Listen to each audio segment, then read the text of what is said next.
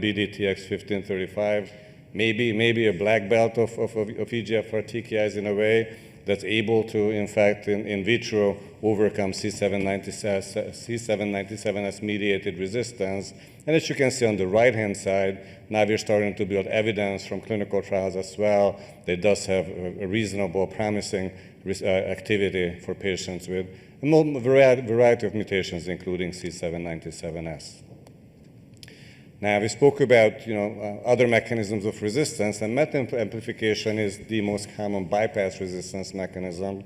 Not the only one, but the most important to remember. 10 to 15% of the patients on osimertinib will develop this. And it turns out that this actually is a fairly actionable alteration. Combining an EGFR TKI with MET TKIs now has been tried in a large number of clinical trials, showing significant activity, but also a bit of added adverse events, of course, with the addition of the MET TKI.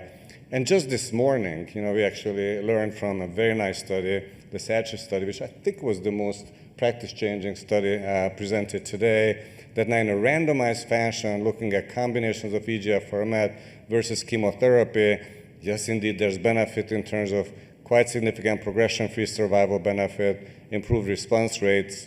The study does have some caveats in terms of mixing first and third generation TKIs.